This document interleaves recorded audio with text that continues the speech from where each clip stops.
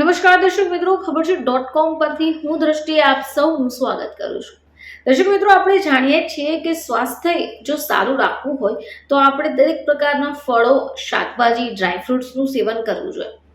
હવે શાકભાજીનું સેવન કરવું આપણા શરીર માટે ખૂબ જરૂરી છે, પરંતુ ઘણીવાર એવું થતું હોય છે કે આપણે અમુક શાકોને જોતા જ ખાવાનું ના પાડી દઈએ છીએ. હવે આવામાં તમે ઘણીવાર ભૂલ કરી બેસો છો. દર્શક મિત્રો, માર્કેટમાં મળતા અમુક શાકો તમારા માટે ખૂબ જરૂરી છે. જો આજે તમે આ જાણી લીધું તો ચોક્કસપણે તેને ખાવાનું શરૂ કરી દેશો. તો એ જાણવું પડશે કે એવું કયું શાક છે કે જે આપણા માટે ખૂબ જરૂરી છે. તો દર્શક મિત્રો, ટામેટા એક એવું શાકભાજી છે કે જે લગભગ દરેક ઘરોમાં દરરોજ જ વપરાશમાં આવતું હોય છે.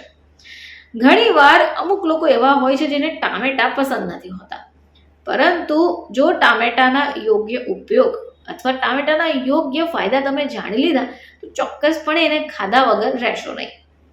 તો ટામેટા તમારા ચહેરા માટે પણ ખૂબ જરૂરી છે. હવે આવું શા માટે?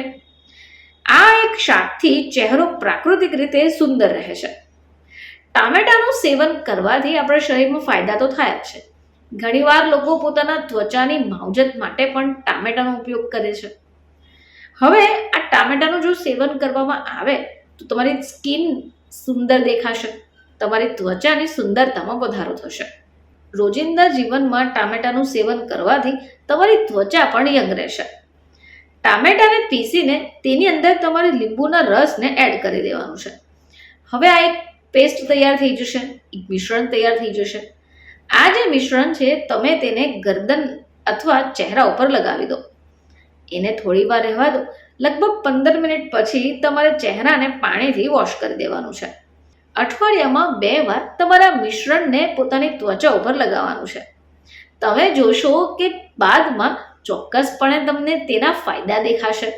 ચહેરા પર રંગત આવશે. ટામેટાની પેસ્ટથી તમારી સ્કિનમાં નિખાર આવે છે.